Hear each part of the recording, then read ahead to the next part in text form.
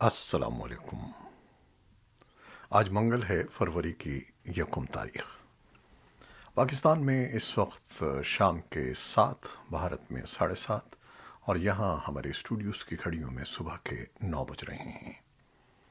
Voice of America Washington کی Urdu service سے میں ہوں خالد حمید، خبروں کے ایک بلٹن کے ساتھ۔ امریکی صدر جو بائیڈن اور قطر کے امیر شیخ تمیم بن حمد الثانی نے پیر کو وائٹ ہاؤس میں ملاقات کی۔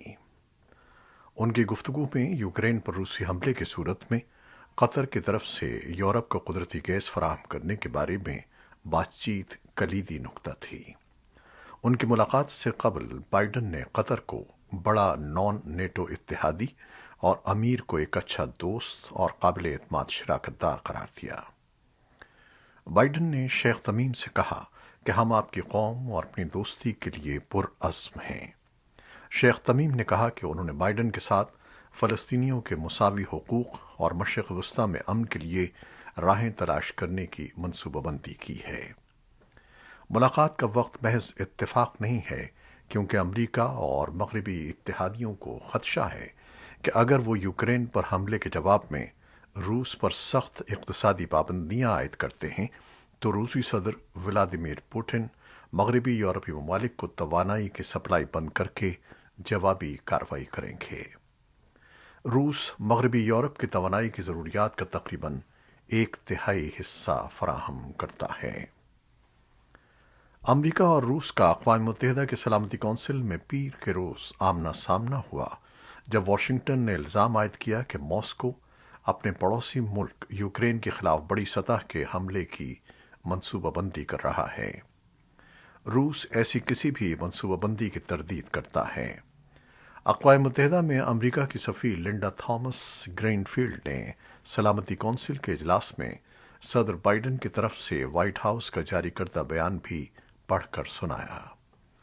صدر جو بائیڈن نے اس بیان میں کہا ہے کہ اگر روس ہماری سیکیورٹی خدشات کو مذاکرات کے ذریعے دور کرنے میں مخلص ہے تو امریکہ اور اس کے اتحادی نیک نیتی کے ساتھ رابطے جاری رکھیں گے، لیکن اگر روس سفارتکاری کو چھوڑ کر یوکرین پر حملہ کرتا ہے تو اس کی ذمہ داری بھی روس کو اٹھانا پڑے گی، اور اس کے بدلے میں اسے فوری اور انتہائی سنگین نتائج کا سامنا کرنا پڑے گا۔ اقوام متحدہ کی سلامتی کونسل میں روس کے سفیر ویزلی نیبنزیا کا کہنا تھا کہ روسی فوجوں کی اپنے علاقوں کے اندر مختلف سطحوں پر نقل و حرکت اکثر ہوتی رہتی ہے، اور اس سے پہلے ان کے بقول ایسا ہیجان کبھی نہیں دیکھا گیا۔ روس کے سفیر نے کہا کہ ان کے ملک کے عہدیداروں نے کسی بھی حملے کے منصوبوں کو واضح انداز میں مسترد کیا ہے، اور جو کوئی بھی اس کے برعکس دعوے کرتا ہے وہ گمراہ کر رہا ہے۔ امریکہ اور روس کے اعلیٰ سفارتکاروں کے درمیان آج منگل کو فون پر بات چیت کی توقع ہے۔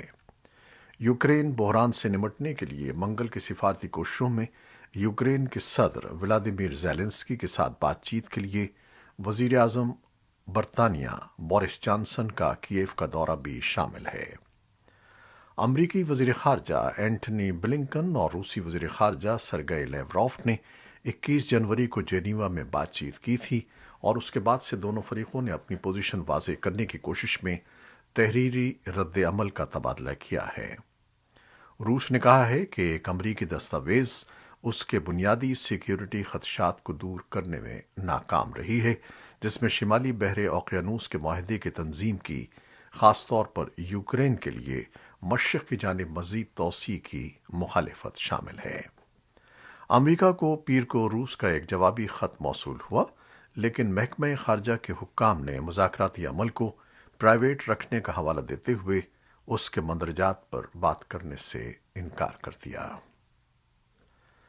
یورپی یونین کی پارلیمنٹ افغان خواتین کے دن کی میزبانی کر رہی ہے اور طالبان کے دور حکومت میں ان کی صورتحال کو حل کرے گی۔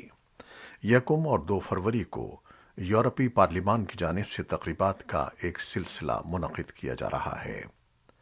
افغان خواتین کے لیے منائے جانے والے ان دنوں کے بعد ایک اعلیٰ سطحی کانفرنس کا انعقاد کیا جائے گا، جس میں یورپی یونین پارلیمنٹ کے ارکان، ممتاز افغان خواتین کے ساتھ فعال کارکنان اقوام متحدہ کے نمائندے اور کئی دیگر بین الاقوامی اداروں کے نمائندے شرکت کر رہے ہیں۔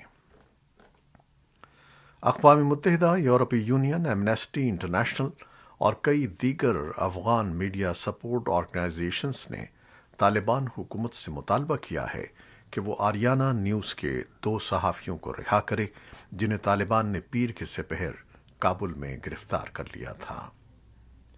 UNAMA کے سیکریٹری جنرل سیاسی کے نائب خصوصی نمائندے میٹ نٹسن نے ایک ٹویٹ میں کہا ہے کہ طالبان سے پرزور مطالبہ ہے کہ وہ زیر حراست صحافیوں اور لاپتہ خواتین کارکنوں کے مسائل کو حل کریں۔ ایمنسٹی انٹرنیشنل نے بھی طالبان سے کہا ہے کہ وہ افغانستان میں صحافیوں کی گرفتاریاں بند کریں اور کہا کہ طالبان کی طرف سے آریانہ نیوز کے 2 صحافیوں کی منمانی گرفتاری بلا جواز ہے۔ طالبان کی جانب سے کوئی فوری رد عمل سامنے نہیں آیا ہے۔ سپریم کورٹ آف پاکستان نے بلدیاتی ادارے تحلیل کرنے کا صوبائی حکومت کا اختیار ختم کر دیا ہے۔ عدالت نے سندھ لوکل گورنمنٹ ایکٹ کی شق 74 اور 75 کو کالعدم قرار دیا جن کے تحت سندھ حکومت کو مقامی حکومت تحلیل کرنے کا اختیار حاصل تھا۔ سپریم کورٹ نے سندھ میں بلدیاتی اختیارات سے متعلق MQM پاکستان کی درخواست پر کیس کا فیصلہ سناتے ہوئے کہا کہ صوبائی حکومت بااختیار بلدیاتی ادارے قائم کرنے کی پابند ہے۔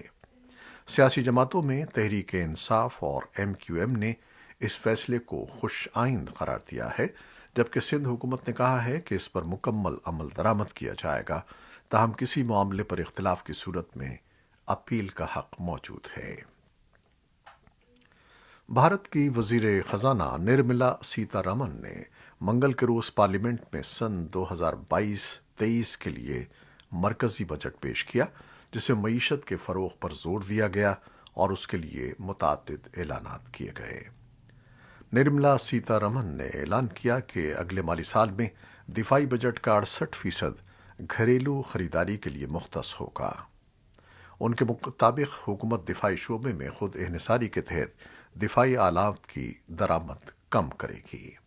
سابقہ بجٹ میں اس کے لیے 58% رقم مختص کی گئی تھی۔ مبصرین کے مطابق مبینہ طور پر اس میں ملازمت پیشہ طبقے، کسانوں اور کاروباریوں کے لیے کوئی پرکشش اعلان نہیں کیا گیا، لیکن اس میں ڈیجیٹل کرنسی اور ڈیجیٹل بینکنگ یونٹ کا اعلان شامل ہے۔ حکومت نے بجٹ کی ستائش کی ہے، جبکہ اپوزیشن نے اس پر تنقید کی ہے۔ بھارت کے شہر ممبئی کی پولیس نے سرکردہ مسلم صحافی اور مصنفہ رانا ایوب کی بڑے پیمانے پر آن لائن ٹرولنگ کے بیچ ان کے خلاف نازیبا الفاظ استعمال کرنے اور انہیں ریپ اور جان سے مارنے کی دھمکیاں دینے پر 4 نامعلوم افراد کے خلاف FIR درج کر لی ہے۔ ممبئی پولیس کی سائبر سیل کی ایک عہدیدار ڈاکٹر رشمی کراندیکر نے کہا ہے کہ یہ صحیح ہے کہ رانا کو کئی نازیبا اور غلیظ تبصرے اور جان سے مارنے کی دھمکیاں ملی ہیں۔ انہوں نے کہا کہ ان کی شکایت پر قانون کی مختلف دفعات کے تحت مقدمہ درج کر لیا گیا ہے۔ میانمار کے بڑے شہروں کی سڑکیں آج منگل کو خالی رہیں کیونکہ عوام نے فوج کے آنگ سان سوچی کی سویلین حکومت کا تختہ الٹنے کا 1 سال مکمل ہونے پر خاموش ہڑتال کا اعلان کیا ہے۔ کارکنان ملک بھر کے رہائشیوں پر زور دے رہے ہیں کہ وہ بغاوت کے خلاف احتجاج میں اپنے گھر اور کاروبار کے دروازے بند رکھیں۔ جنتا رہنماؤں نے دھمکی دی ہے کہ وہ کاروبار ضبط کر لیں گے اور ہڑتال کے بارے میں معلومات شیئر کرنے والے کسی بھی فرد کو گرفتار کر لیں گے۔ میانمار کی معزول رہنما آنگ سان سوچی کے خلاف انتخابی دھاندلی کے مقدمے کی سماعت 14 فروری کو شروع ہونے والی ہے۔ سوچی کی منتخب حکومت کو گزشتہ سال فروری میں برطرف کر دیا گیا تھا۔ 76 سالہ سوچی کو پہلے ہی 6 سال قید کی سزا سنائی جا چکی ہے۔ بائیڈن انتظامیہ نے تقریباً تمام نان امیگرنٹ ویزوں کی فیسوں میں اضافے کی تجویز پیش کی ہے۔ امریکی حکام کا کہنا ہے کہ یہ اضافہ ویزے کی خدمات کو بہتر کرنے کے لیے ناگزیر ہے، جبکہ ناقدین فکر مند ہیں کہ اگر حکومت ویزوں کے اجرا میں لگنے والے وقت کو کم کرنے کے لیے اقدامات نہیں کرتی تو فیسوں میں اس اضافے کے نتیجے میں امریکہ آنے والے مسافروں اور طالب علموں کی تعداد میں کمی ہو جائے گی۔ فیڈرل رجسٹر نوٹس کے مطابق محکمہ خارجہ کو توقع ہے کہ نئی فیس ستمبر تک لاگو ہو جائے گی اور فیسوں کے اضافے کی تجویز پر وضاحت 28 فروری تک وصول کی جائے گی۔ ترکی کے صدر رجب طیب اردوان نے حکم جاری کیا ہے کہ ایسے میڈیا پروگراموں کے خلاف اقدامات اٹھائے جائیں جو ملک کی بنیادی اقدار کے خلاف سمجھے جاتے ہیں۔ ترک صدر اردوان نے ہفتے کے روز جاری کیے گئے ایک سرکاری گزٹ کے سرکولر میں کہا ہے کہ اس فیصلے کے تحت ترکی میں ٹی وی پروگراموں میں غیر ملکی مواد کے مضر اثرات سے بچایا جائے گا اور ترکی کی ثقافت کی حفاظت کی جائے گی۔ صحافیوں کے لیے کام کرنے والی عالمی تنظیم رپورٹرز وداؤٹ بارڈرز نے اپنے سن 2021 کے ورلڈ پریس فریڈم انڈیکس میں ترکی کی درجہ بندی 180 ممالک کی فہرست میں 153 نمبر پر کی ہے۔ ترکی کی صحافیوں کی یونین کے مطابق ملک میں اس وقت کم از کم 34 میڈیا ملازمین مختلف مقدموں میں جیلوں میں بند ہیں۔ کورونا وائرس سے متعلق خبریں۔ وفاقی وزیر اور national command and operation centre کے سربراہ اسد عمر نے ملک بھر میں موبائل ویکسینیشن کا اعلان کیا ہے۔ اسلام آباد میں پریس بریفنگ میں اسد عمر کا کہنا تھا کہ وہ علاقے جہاں ویکسین شدہ افراد کی تعداد زیادہ ہے وہاں کورونا کی 5ویں لہر سے کم نقصان ہوا ہے۔ ان کا کہنا تھا کہ ویکسین مہم میں موبائل ویکسینیشن کا آغاز کیا جا رہا ہے جس کے ذریعے 55,000 سے زائد موبائل ٹیمیں گھر گھر ویکسین لگائیں گی۔ وفاقی وزیر نے بتایا کہ مہم کا آغاز 1 فروری سے کیا جا رہا ہے جبکہ یہ مہم 2 ہفتوں تک جاری رہے گی۔ حکومت کا اس مہم کے دوران 3.5 کروڑ افراد کو ویکسین لگانے کا ہدف مقرر کیا گیا ہے۔ پاکستان میں کورونا وائرس سے مزید 32 افراد جان سے ہاتھ دھو بیٹھے جو کہ 4 ماہ بعد یومیہ کیسز کی سب سے زیادہ تعداد ہے۔ 100 بچوں کے قاتل جاوید اقبال کی زندگی پر مبنی فلم کی ریلیز روکنے پر پاکستان شوبز انڈسٹری کی جانب سے غم و غصے کا اظہار کیا جا رہا ہے۔ فلم میں پولیس افسر کا کردار ادا کرنے والی عائشہ عمر نے اس پابندی کو فلم انڈسٹری کو پیچھے دھکیلنے کے مترادف قرار دیا ہے۔